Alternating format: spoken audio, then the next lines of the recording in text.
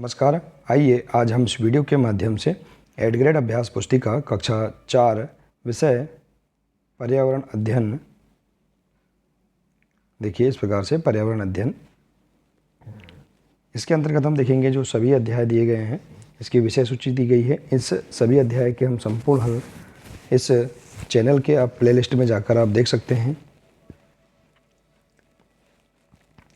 इसके अंतर्गत हम देखेंगे यहाँ पर जो अध्याय दिया गया है, अध्याय 7 पाठ 7 खिड़की से, इस अध्याय के सभी प्रश्नों को हम किस प्रकार से अपनी पाठ्यपुस्तक से पूर्ण कर सकते हैं, आइए आज हम समझने का प्रयास करेंगे। तो देखिए, यदि आप इसी प्रकार से इसके आगे के सभी अन्य अध्याय का आप संपूर्ण हल आप समझना चाहते हैं तो इस चैनल से जुड़े रहिए। इस चैनल को सब्सक्राइब अवश्य कर लें, साथ ही बेल आइकन को प्रेस जरूर कर लें ताकि आने वाले नए वीडियो सबसे पहले आप तक पहुंचते रहेंगे। तो आइए देखते हैं पाठ 7 खिड़की से, इसके सभी प्रश्नों के आंसर पाठ्यपुस्तक के अनुसार इस प्रकार से पूर्ण कर सकते हैं। पहला प्रश्न है, आपने सफ़र के समय कौन कौन से वाहन आते जाते देखा है? तो इसका आंसर देखिए प्रश्न क्रमांक 54 से, पेट्रोल डीजल से चलने वाले और बिना पेट्रोल से चलने वाले। तो देखिए, पेट्रोल डीजल से चलने वाले में कार, ट्रक, बस, हवाई जहाज़, और बिना पेट्रोल से चलने वाले में साइकिल, बैलगाड़ी, इलेक्ट्रिक गाड़ी। ठीक है। इसके बाद देखिए अगला प्रश्न है, प्रश्न 2, रेलवे फाटक को बंद होने पर वहाँ शोर और धुआं क्यों होने लगता है? चर्चा कर लिखिए। तो प्रश्न क्रमांक 54 से देख सकते हैं, गाड़ियों के इंजन बंद न करने से रेलवे फाटक के बंद होने पर वहाँ शोर और धुआं होने लगता है। तो इस प्रकार से इसका आंसर आप बता सकते हैं। अगला प्रश्न है, क्या तुम नदी पर बने पुल से निकले हो? हाँ, तो नीचे क्या क्या दिखाई दिया? हाँ, नदी पर बने पुल के नीचे हमें पानी, मछली, घास, नाव इत्यादि चीज़ें दिखाई दी गई। तो हम लिख सकते हैं, आप अपने अनुसार भी लिख सकते हैं इसका आंसर। अगला है प्रश्न 4, इन रिश्तों को आप अपने घर में क्या कहते हैं? माँ की बड़ी बहन को मलयालम में वली अम्मा कहते हैं। तो देखिए, तुम क्या कहते हो? आप पृष्ठ क्रमांक 59 से देख सकते हैं, इसे हम मौसी जी कहते हैं। माँ की माँ को अम्मुम्मा कहते हैं, तो तुम क्या कहते हो? नानी जी कहते हैं। तो इस प्रकार से आप रिश्ते को बता सकते हैं। अगला प्रश्न है, पहाड़ को काटकर बनी सुरंग में से निकलते समय कैसा लगता है? तो देखिए, सुरंग से निकलते समय में कैसा लगता है, इसका आंसर आप देख सकते हैं पृष्ठ क्रमांक 57 से। पहाड़ को काटकर बनी सुरंग, ऐसा लग रहा था जैसे सुरंग खत्म ही नहीं होगी, जैसे अचानक अंधेरा हुआ था। तो इस प्रकार से आप पुस्तक से इसका आंसर लिख सकते हैं।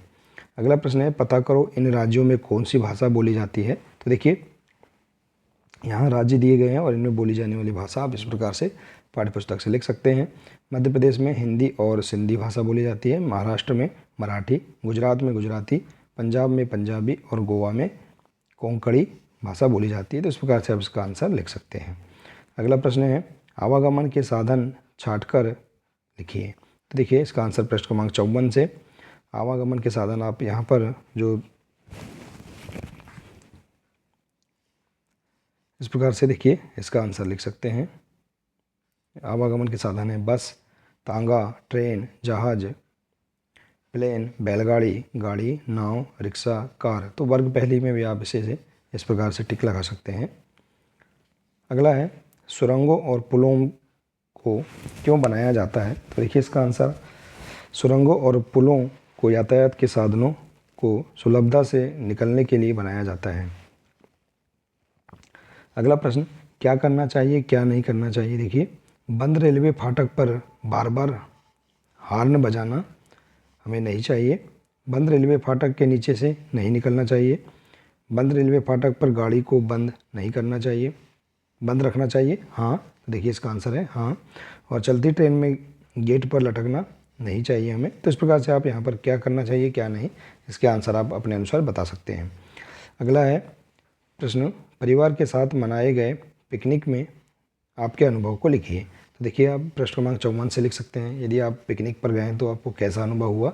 आप स्वतंत्र अभिव्यक्ति के आधार पर भी यहाँ इसका आंसर बता सकते हैं अपने अनुसार। जैसे हमने यहाँ उदाहरण स्वरूप बताया है, हम हमारे परिवार के साथ पचमढ़ी घूमने गए थे। वहाँ पर हमने अनेक प्रकार के दर्शनीय स्थलों को देखा। वहाँ पर कई प्रकार के झरने हैं, वहाँ पर ऊंची ऊंची पहाड़ी थी, हमें घूमने में बहुत मज़ा आया। तो इस प्रकार से आप अपने अनुसार इसका आंसर भी बता सकते हैं। तो देखिए इस प्रकार से हम यहाँ पर इस पाठ के सभी 10 प्रश्नों के आंसर आसानी से हम पाठ्य पुस्तक से पूर्ण कर सकते हैं। देखिए आशा है कि आपको इस पाठ के सभी 10 प्रश्नों के आंसर कैसे पूर्ण करना है यह समझ में आ गया होगा। यदि आप इसी प्रकार से इसके आगे के सभी अध्याय को आप समझना चाहते हैं तो आप इस चैनल पर बने रहिए, इस चैनल को सब्सक्राइब अवश्य कर लें और आप चैनल की प्लेलिस्ट में जाकर सभी वीडियो भी आप सभी विषय के भी देख सकते हैं। मिलते हैं अगले नए वीडियो के साथ। नमस्कार।